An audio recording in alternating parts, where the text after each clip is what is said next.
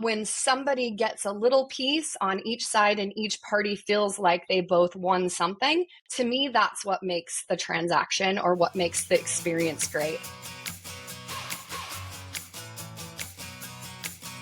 Welcome everyone to the Closing Table Podcast, real accounts from real estate professionals, brought to you by WindowStill. I'm your host, Kat Schooler, and today I'm sitting down with Becca Locke. Becca is a broker with Locke Real Estate in Seattle, Washington, and Becca has nearly 20 years in the real estate business. Today she shares her wisdom from her real estate career, starting in sales, then transitioning into leadership roles, and the wisdom she's learned that she's taking with her now that she's back to focusing on sales. She shares the importance of viewing real estate transactions as a win-win for buyers and sellers rather than a winner and a loser type of a game. And then Becca shares the importance of having your value proposition on lock. So without further ado, let's talk to Becca. Becca, thank you so much for joining me today. I would love to kick off our conversation with the journey of your career. You've been in real estate for quite a while now. So how did you get started?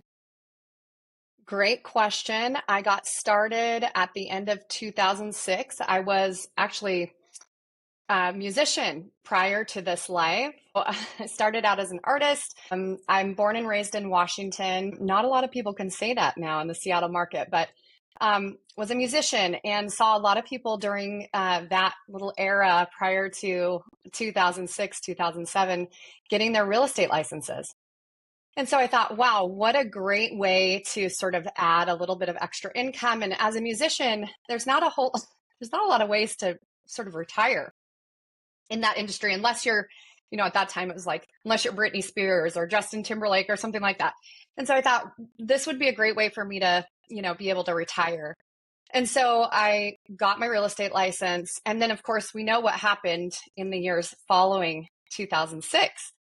I started out as a buyer's agent on a team, and pretty quickly after that realized that the gentleman that I had started on his team, well, first of all, he hired someone else at the same time, which he didn't disclose. And then the lead, of course, when you get hired as a team member, part of the benefit of being hired as a team member is lead gen, right? And so the leads weren't coming in like we thought. But one of the great things about what he did at that time was he got us started, and he was being trained by a gentleman called Craig Proctor and the Quantum Leap system. And I think Craig is still around now, but I was involved and got involved as a benefit of his with the training program and coaching with Craig Proctor. And so right after I joined his team, we started going to training sessions and a conference. I'd never been to a conference before in my whole life. And when I went to this first conference, I actually found my people, which was so amazing and sort of incredible, thinking about the fact that I had been in music my whole life, because you would think, well, weren't you with your people when you're a musician? And yes, I was. But I really thought, this is kind of funny to say, but I thought I was a little bit crazy being with the musicians that I was with, because I thought so differently than the musicians I was with. And when I got around the real estate people, the salespeople, and the business people, I finally found the people that I think I was meant to be around. And so thus started the almost 20-year career that I've had. I ended up leaving his team shortly thereafter, started my own team. Well, I started building my own business at that point, right? Found my own friends. I found friends to this day that I still have. Stayed with Craig Proctor and his coaching company. About 3 years later, started my own firm. Right about that time was when the market started to shift. And I was just in the right place at the right time with the right people. And in May of 2008, got my first REO property. And for those that don't know what REO is, that's a real estate owned property or a bank owned property. And I ended up sort of being able to ride the wave of REO properties. I went from selling 17 homes my first year to 46 homes to 76 to 153, and the number goes on, which was really, really amazing and wonderful. I had some really amazing people who I was able to have joined my team. I ended up having quite a large business during that season, a downturn. But what I really learned during that period of time, where it was such a terrible time for many people who are losing their homes, the team that I was able to put together and have some really amazing people on the team, we were able to help people during that terrible transition with care and empathy. And I think that's what sort of made it okay, right? So we were able to go out and help people transition during that time when there was a lot of darkness and a lot of fear and a lot of turmoil happening in the industry during that season. So thus, allowed me to move forward during that time. I ended up taking a leadership role as the business sort of moved forward. The REO business sort of waned. As we all know, the real estate industry shifted. I was then recruited to work with Ben Kinney. Many of you might know who Ben Kinney is with Keller Williams. Ben recruited me to come and run his Seattle office. So I went and ran his Seattle office. I was then moved into a general manager role. I went and ran 6 offices for him here in the Seattle area. And then Compass recruited me to be their first employee hired in the Washington area. And then I worked for Compass for 4.5 years and then have now, after leaving Compass 2+ years ago, I'm back now in sales. So it's come full circle. It's been a really exciting season for me. My kids are now in college. I'm able to take the knowledge and the wisdom that I've learned over the last 10 years of being in leadership and coaching and development and take this now back into the field and take all the knowledge that I've learned and place it and do all the things that I wish I had done at the beginning of my career and now do it today. And it's been such an amazing full circle moment for me to now, almost 20 years later, be back sort of learning the business again, because the business has shifted so significantly since when I started. And it's been really, really amazing. I've so loved this career. I love what I do every single day. Anyway, it's a long-winded answer to your question, but it's been such an amazing career. And, I've sold lots and lots of homes. I've been through lots and lots of transactions, worked with lots of amazing, amazing brokers and agents who I've worked with at many of my roles through my many roles with Compass and Keller Williams and, other offices. And it's just been such a great career. I've absolutely loved what I've done. Oh, well, thank you for sharing that incredible journey. And what really stuck out to me is, you bringing up the empathy part of it, especially during the market crash, back in '08. And I'm sure the part of you that is an artist, right, was really key there, right? Because artists are so empathetic and so good at feeling and understanding. And I'm sure that really helped you help other people. I think also too, as a mother, right? So in that period of time, I had two kids. I also went through a divorce, a remarriage. There was a lot of turmoil in my own life that happened. And I was able to feel and understand a lot of people's own stories, right? I was able to put myself in their situations and have a ton of empathy for what they were going through. We always think we know what's going to happen in our lives. And then life pivots, right? Things change, jobs change, people move, ideas change, whatever it might be. And what I was really grateful for was the ability to take in somebody's experience, process it through my own experience, and help them in any way that I could, right? Because I also knew what the company was that I was working for. And a lot of times I called myself in a lot of ways the translator, right? Because a lot of times, especially over the last 10 years, I was representing the corporation. And then, and even when I was working for the banks, I was representing the corporation. And then I was working with the end user, the client, or, the person who was living in the home. And I was, I'm thinking in my mind right now, as I'm sharing this with you, the cash for keys moments, right? When I would go out and knock on the door and I would have a mother opening the door and her 2 little kids are, grabbing onto her legs and they're wondering why this person is knocking on the door, telling them they have to move out of their home. Heart-wrenching moments where I knew that I had an opportunity to help that transition be softer or advocate for this family back with the corporation, right? And negotiate on each behalf. And it gave me a sense of, heart. I think empathy is such a hot button word right now, but I think like even as we're talking through, like we're going through a heated presidential election right now, but like, wouldn't it be great if each side understood what the other side's thoughts were and what their position was so that we could then negotiate what each other's needs were, right? It's just communication and hearing and staying in curiosity is so critical. And I think that's what's so important in this business is understanding. There was a commercial out a few years ago, and I won't name the real estate company that put it out, but the agent that was advocating on behalf of the client was, when we win the deal, when we win and the other person loses, that's, that's what makes me a great agent. And I thought, that's not what makes you a great agent. It's actually when both parties win something. Not everybody always gets what they want. But when somebody gets a little piece on each side and each party feels like they both won something, to me, that's what makes the transaction or what makes the experience great. And I feel like the days of one party winning and one party losing, those need to go away, And that's, I guess, what I've always taken in my negotiating, is how do we manifest a win-win out of this? It might not always feel like we got everything we wanted, but did we get something? And does it feel good when we get out to the end? So I don't know.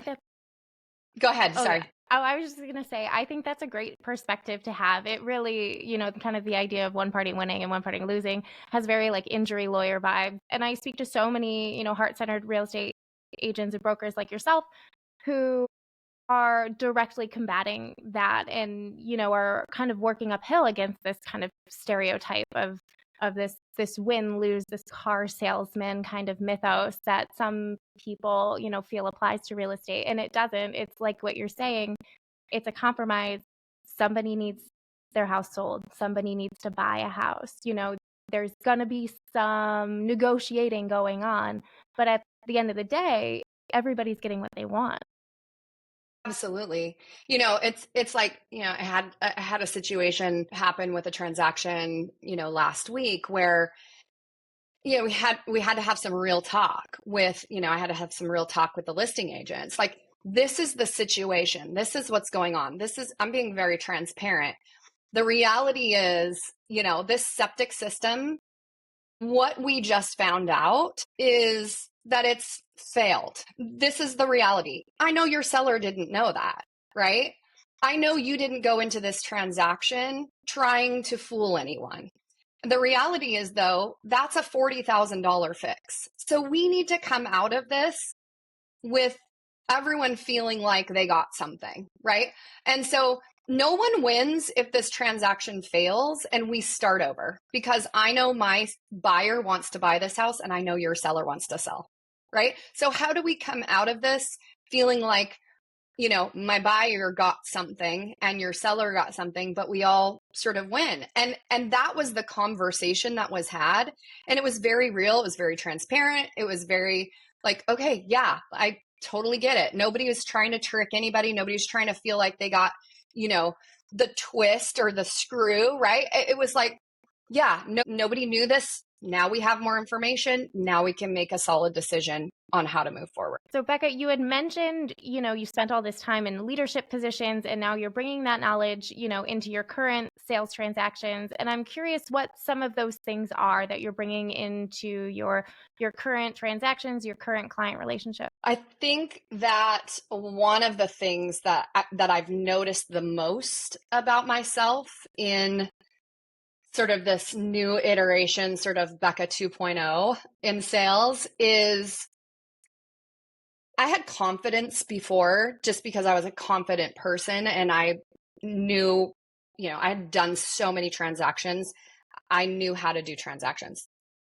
The Becca 2.0 that my clients are getting today is a much wiser, there's zero anxiety that comes to the table, right? So when my buyers or my sellers are concerned about something that's happening, I'm an educator, right? They're worried about something. They have questions about a contract. They have questions about what's happening.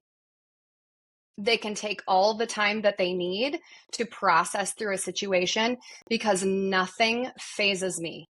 I've seen it, right? So not only have I done personally almost 600 transactions, I've processed thousands of transactions through management and leadership of other brokers' transactions, right? And of course, when I was the broker of record for Compass in Washington, the hardest, most difficult transactions bubbled up to the surface with me, right?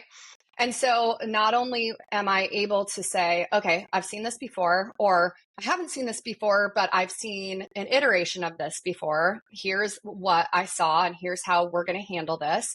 Or here's what I want you to think about. What that does for my clients is give them a sense of safety. And I think that's so important for many people, this is the largest transaction they will ever incur in their lives, right? Or at least the biggest one that they've ever had thus far. People want to just know that they have somebody they can trust and that who has their back and who is knowledgeable, quite frankly. So it gives them, when I can start rattling off, like, here's all the things that I want you to think about, or here's all the things that you have all these questions, but now I actually want you to think about, XYZ, and I'm calm about it, I can bring this sense of security to the conversations or to the transaction. Wow, that just really, not only does it help me feel secure, but it also helps my clients feel so safe and sound. And it just makes me feel so warm and fuzzy for them because it's such a great feeling to be able to help people. You'll see this in just the way that I talk in my hands, and I get excited about it, but I'm just so passionate about what I do. And I just love helping people move through the process and see them excited at the end of the day, getting into their new home or their investment or move to that next season of their life. Becca, what advice would you give to current first-time home buyers? First-time home buyers. So I would say ask all the questions, right? Don't be afraid to ask all the questions. It's okay. No question is foolish. No question is dumb. And if you have someone who's making you feel like your questions are dumb, or they don't have time for you, or they don't want to pick up the phone or answer your calls or answer all the questions, then you really need to question whether that person is right for you. And listen, I'm a broker's broker, okay? I'm going to have your back. If I get a call from someone who, the client says, or the lead says, hey, I'm working with someone, I'm going to send them back your way. Trust me, I will do that. However, if you feel as a first-time home buyer that you are not being supported, then I want you to seriously consider if that person is right for you, because you deserve to have your hand held. This is a very major transaction, and I don't want you to ever feel like you're not being given all the time you need. And I really feel that way. Sometimes, listen, as a broker, and you've been in the business a long time, it's going to feel like, oh my God, it can be exhausting. It can. Listen, I get it. But that home buyer, listen, brokers, that home buyer deserves your attention. They deserve your responsiveness. They deserve your kindness. If you are losing it, if you're not being, kind, if you're not being responsive, if you're causing anxiety in the transaction, you also need to reconsider whether or not that client is right for you. So those are some of my thoughts on that. I think that's great advice. I think, this field for, people who are not in it can just be so shocking, and like, oh, you just think, like, I go look at it. It's just like HGTV. I go look at a house. I say I want it. Like we try for it, and there's just so many more steps, and you do your best when you're educated on those extra steps. Yeah, I think the other thing, and this has come up too, if you as a home buyer are feeling pressured by the broker, to do things that you're uncomfortable with, it's okay to press the brakes, right? It's okay to say, hey, I'm not good with that, or I'm not comfortable with that, or I need more education on that. Because there are times, listen, there are times that the broker might be educating you so that you can get that house that you really want. You need to pay attention to those things. Now, it might mean that if you don't do those things, you're going to lose out on that house. Okay. But if you are feeling uncomfortable, if it feels like it's too much pressure, if it feels like this is out of your comfort zone, or if the broker is pushing you to do things that don't feel either ethical, moral, within your safe zone, whatever it might be, you really need to reevaluate again if that's the right person for you. It's okay to not be a match, right? It's okay. Now, on the flip side, if you are a homeowner and you are not willing to sign an exclusive after you have worked with somebody and you have run them around the city and you've done all kinds of things, listen, this is a two-way street, okay? As brokers, you may or may not know this, but as brokers, we don't eat if we don't sell. So, I know it's a common, misconception that we just go show a house and then we get paid. Like, that's not how this works, folks. We don't eat if we don't sell homes. So the way the way that I feed my family is if I sell a house. So I think it's very fair that if you are asking me for my time and I'm giving you my time, effort, education, expertise, it's the adage of like, you don't pay me for, when the HVAC person comes out to your house, it's not the amount of time that I spend, fixing the HVAC system. It's the screw that I know how to turn, right? It's that adage, right?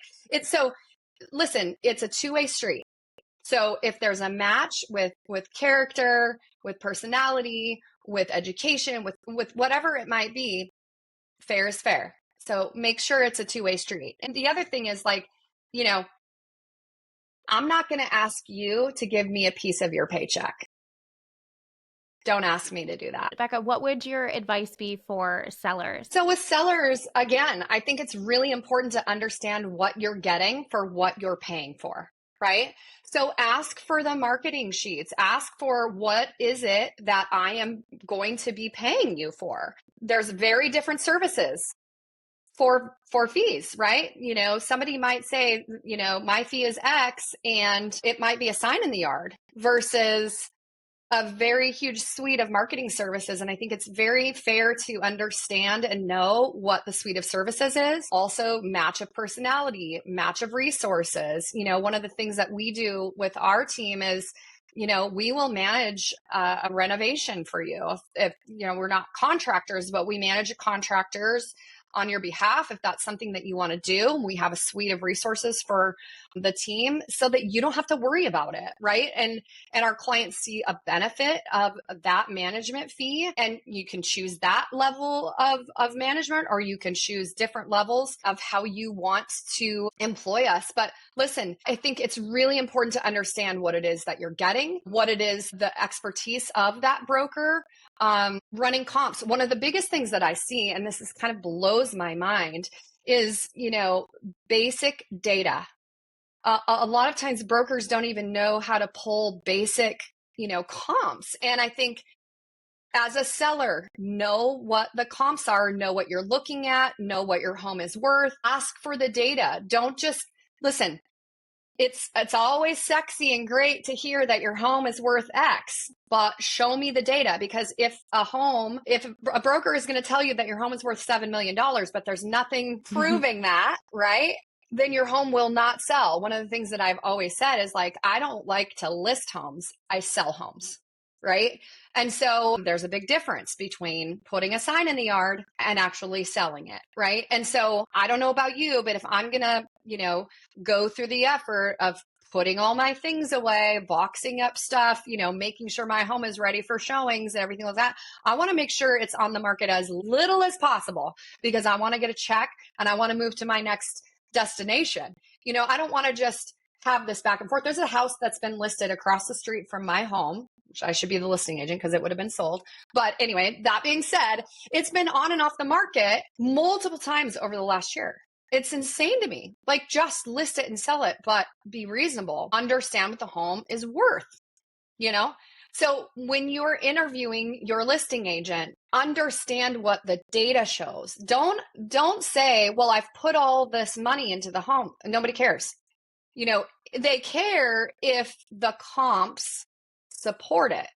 But, you know, sorry, they don't care about your special tile that you brought home from Italy unless all the other houses in the neighborhood have, you know, tile from Italy. Anyway, that being said, I'm going on and on. But my point is that make sure you have an educated broker who understands the area, who understands the comps, who knows how to show you how they're going to market your home. It's all very, very, very crucial to selling the home, not listing it. I think you bring up a good point, though, that people probably don't necessarily think about. They're like, oh, well, if my house is going to sit, like, I don't know, maybe I'm not on a timeline, like I'm willing to wait. But what you're maybe not considering is all those times you need to vacate the home so it can be shown, or, you know, yes, it may be an hour here or there, but then vacate it for an open house. And I can only imagine, just as a busy person myself, we are all busy people in the year 2024, how that inconvenience would just add up over and over and over again. And, you know, it could have maybe been avoided by the right strategy from the get-go. Yeah, I think people have this misconception of if the house is only on the market for a weekend or 2 weekends, then somehow I didn't get my, you know, my money's worth for the, and I'm telling you, if you have a listing agent who sold the house within, you know, 30 days, now obviously within the market parameters, right? If it's a decent market and that's the market parameters and all that. I'm in Seattle. So if you have a home that's selling within, you know, within the market parameters, which in Seattle, if it's less than 30 days, that's the market parameters. If it sits longer than 2 weeks in Seattle, there's something wrong. You know, listen, it's inconvenient to have all of your personal belongings, all of their personal items, your medications, you know, your dog has to be put away, your cat, your family photos, right? All the stuff, all the clutter and things that are on the counter in the kitchen. By the way, I'm going to tell you as your broker, get all that stuff off the counters, right? If you're not a super, and these are like hyper neat people who always have their counters decluttered. If you're not that type of person, I'm going to tell you to be that kind of person because we want your house to be shown in the best light possible. That's going to be annoying to you. If every time I come in and see it, you've got stuff everywhere, right? Your clothes have to be picked up, laundry in the hamper, your closet neat, your bathroom neat. Like every time somebody comes to see your house, it has to look like that. What if you're working? What if you have animals? What if you have kids? Like that is going to be super annoying. So why don't you want to get it sold as quickly as possible? If you've got a listing agent who is not coaching you on all of this stuff, question it. If you've got a listing agent who's not making sure that they're talking to you about staging, lighting, making sure that you have a professional photographer who's coming in, right? All of this stuff matters. This is landscaping. I showed a house this weekend. My buyers are interested in this house. The landscaping is horrid. The inside is beautiful. But the landscaping, literally, if the seller had spent $500 to get the landscaping perfect, they would have bought the house this weekend. Now, as the buyer's agent, I know what this can be, and I can push them, but I also know what it's going to be as a recurring cost, right? So I'm not necessarily pushing them to buy this house because I know what it's going to be on the back end for them. And I think we can find something better. But they love this house so much. Had that landscaping been perfect, they would have bought it. So that's on the seller. The seller would have sold that house this weekend if that landscaping was chef's kiss. Cautionary tale for sure. Becca, can you think of a particularly rewarding transaction or maybe one that was really challenging where you learned something from? Well, I have a couple actually that have happened in the last couple of months. And the first one I'll share is one where a good friend of ours lost his father. The house was deeded to him in the state. And when I first came upon the property, he asked me to come and look at it. He'd actually interviewed another agent, and I was like, what the heck? But listen, it's fine to interview other people. I'm just going to show up and show you what I can do. Anyway, when I walked in and looked at the house, he thought it was a tear down. And I was like, whoa, pause, hold on for 1 second. Here are the things that I think we should do to this home. He agreed. We got the listing contract put together. We went in and did a decent reno on it. He was fully in support. We put about $30,000 into it. The house, had it been listed as is, would have been about $565 in Seattle. Okay. A little 1,000 square foot little cottage with a detached garage on a decent sized lot. After we put $30,000 into it, we had multiple offers. In the first weekend it went on the market, we sold it at $755. Now, the sellers were ecstatic. And of course, I was ecstatic for them, because not only did he recoup a bunch of extra money that he wouldn't have gotten with the estate, right? That was his inheritance. And he wouldn't have seen that money had we not done that. But it also was just super rewarding for me, because I was able to go in and do the reno with him. And I personally love doing that. I love doing that for my sellers. I love the design process. I love seeing something go from an ugly duckling to a beautiful swan. And so that was super, super rewarding. So that was the first one. The second one was a little bit more of a cautionary tale. And I want to share this because I think it's super, super important to share. But this was a client more recently. They were coming up from Arizona to move to Washington, back to Washington, actually. I'd met them online. They reached out to me. They came up for one weekend. We showed some properties. They found the perfect one. And there was actually an offer on the property. I was able to kind of sneak in underneath because they hadn't ratified the contract. We got it for them. They were super excited. Fast forward, we're about a week out from closing, and escrow called to get the wire transferred. And my client said, "What wire? We wired it to you last week." Oh, no. Yes. Heartbreaking. They had been scammed. And I will tell you, and it was not a small amount, it was $100,000 that is gone. None of us in the transaction knew that they had done that. What happened was they sent the wire instructions to their financial planner, and this is the fail, not blaming, just stating a fact. The financial planner did not call to verify the wiring instructions. And the client thought, he was heartbroken, obviously, thought that he had followed all of the things. He had seen all the warnings. We had shared all the warnings. He knew that he wasn't supposed to wire anything. He thought he did everything right. And so the money was gone. Luckily, they were financially solvent enough to be able to complete the transaction. Of course, they're heartbroken about the loss, but yeah, cautionary tale for those of you out there. Please, please, please, please, please call and verify wiring. The criminals hacked my client's email and got in, sent wiring instructions, and that's how that happened. So yeah, very difficult. But, one of the things, again, like we talked about at the beginning of this conversation, wisdom, empathy. I was able to go be with my clients when this happened. I sat with them and we talked through it.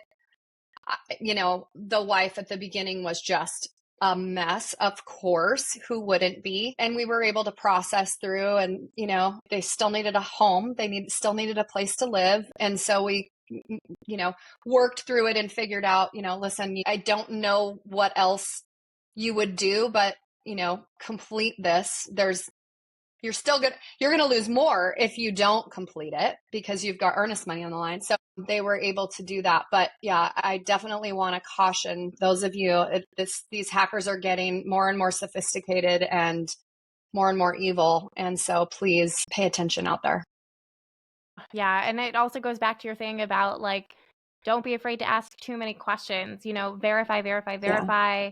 And I can't imagine sending that amount of money just for it to disappear, that would be, I mean, for someone in my position, life altering, but and honestly for anybody, right? It's horrible. And gosh, I hate that that happened, but I'm so glad that they still ended up being able to purchase the house. Yeah, me too. They're just a sweet, wonderful, wonderful couple. And luckily, I mean, they're elderly. So I'm not saying that that's the reason why. I think it could have happened to anybody. They're smart, wonderful people. But I would say just be super extra diligent. Oof. Yeah.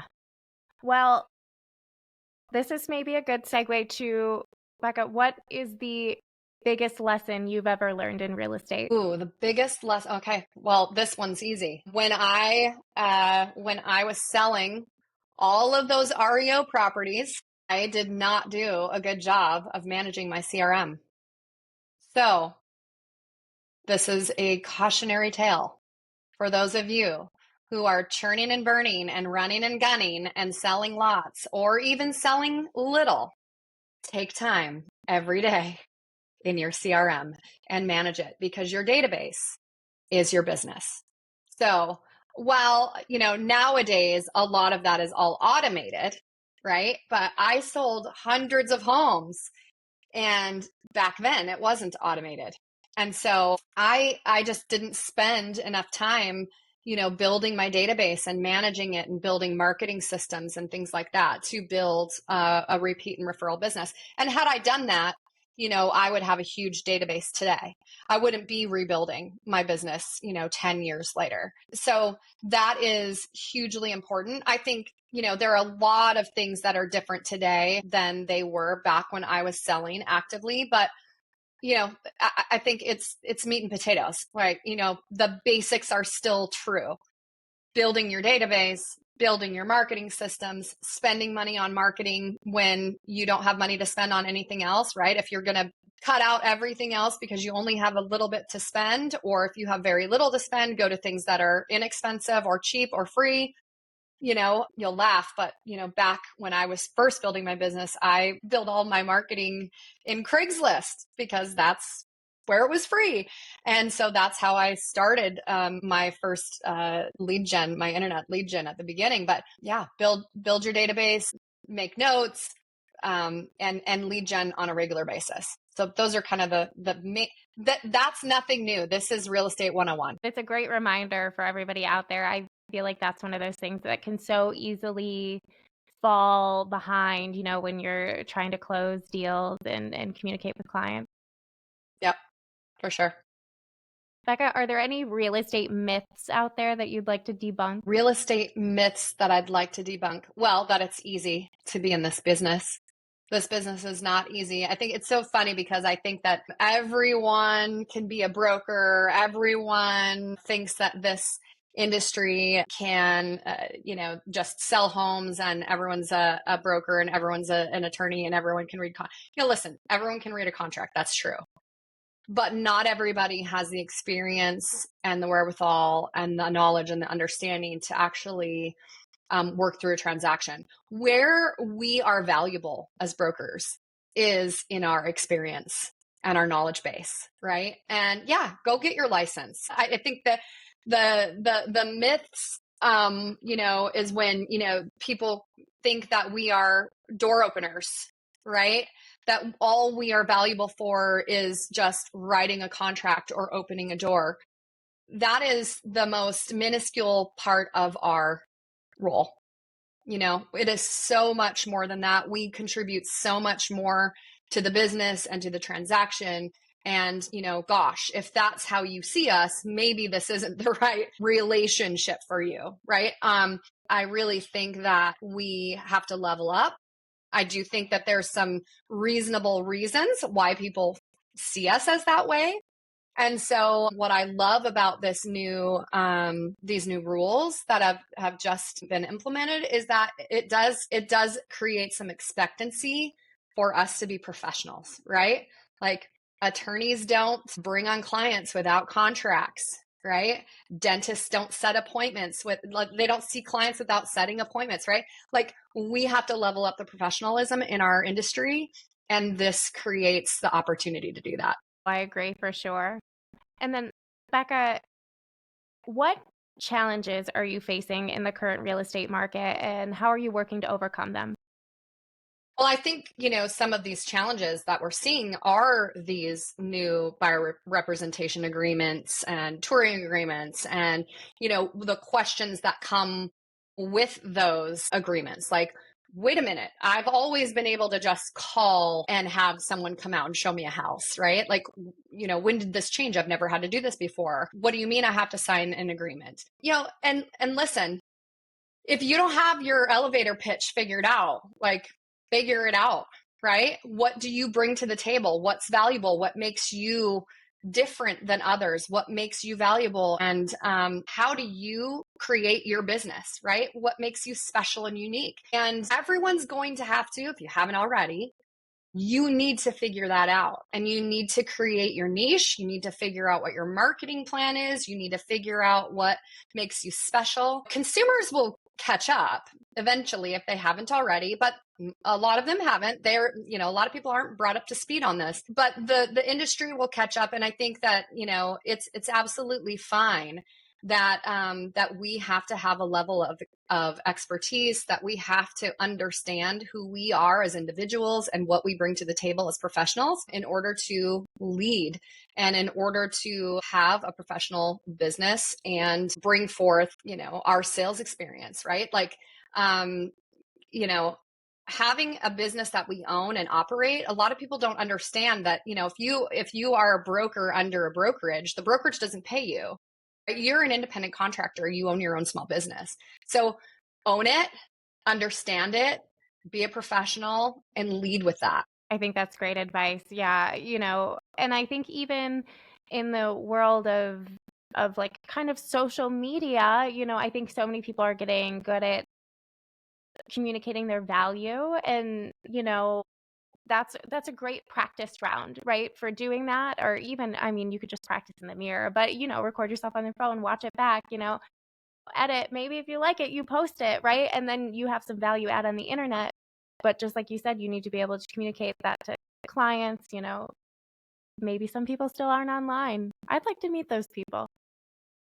But they see your number on a billboard or in a in a flyer, and they call, and yeah, you've got to have that answer of what you can do for people and how it's valuable. Yeah, absolutely. Your value prop is your calling card, right? It's your business card of today. Your social media presence is your business card of today, right? And so you're absolutely right. What's your value proposition? Who are you? What are you going to do for me? Mm-hmm. And a lot of people already have that. You already have it on your website, most likely. So you just got to remember what you wrote there or what somebody helped you write there, Mm-hmm. I mean, listen, even ChatGPT, the AI conversation is really big right now, but while I don't think you should say exactly what ChatGPT says, it's a great way for getting rid of writer's block, in my opinion. It super helpful. Yeah, it is super helpful. Yeah, but make it your own, right? You should start with something, right? Maybe Chat GPT can help you edit it, make it sound a little bit more professional or more creative or whatever it might be. Give it some of your own flair, but you've got to know who you are. If you don't know who you are, how is somebody else going to know who you are? Becca, we are coming to the close of 2024, and I'm curious how you are looking towards 2025 and how you're approaching your goal setting for the new year. Yeah, such a great question. So I started this year just wanting to get my wheels under me, wanting to get back in the business and sell a few homes. I'm so happy that, I'm coming up on, I don't know, almost 20 homes this year so far, which is super exciting and fun for me. I didn't have any idea that I would be able to be at this place, but 2025, I am excited to bring in my business partner, my husband, who is going to be working with me. And then I have always wanted to renovate and flip homes personally. So he and I are going to be working on that in 2025. And then our son, who is in college, he wants to get his real estate license. So he'll be joining the team. So at some point, not quite yet, but he is going to be getting his license. So this will be a family affair eventually. So I'm looking at 2025 as that sort of build year for us, looking to buy our first investment property in 2025. And so I'm really super excited about that. That has always been my goal, is to be in the personal investment part of the business. From day one, I love design. I love development. Early on, when I was like super young, I wanted to be an interior designer. So like this is coming super full circle for me to be able to help my clients, my sellers with their renovation projects. That's like the first iteration of it. I get to help them with color and design and, fixtures and whatever that might be. But now moving on to our own projects, our own family projects, we're working with our construction team. That just gets me super passionate and excited. So yeah, that's on task and on deck for 2025. Of course, working with more clients and working with sellers and buyers, of course, I'm super excited about that too. But yeah, the next iteration for us is investments. I'm so excited for you. That sounds like so much fun, and what a gift to be able to bring your family into this business and just all succeed together. I'm so excited for you, and I hope you share a little bit of your house flipping when you get into it, because I love it. I love watching HGTV for that reason. I know it's a lot harder than HGTV. I would love to do it myself one day, so I will live through you for now. Thank you so much. And thank you so much for having me today. This has been such a pleasure. So nice to meet you. And I just love any conversation about real estate. It's been such a great time. Oh, well, thank you, Becca. Would you like to let everyone know how they can find you, how they can work with you?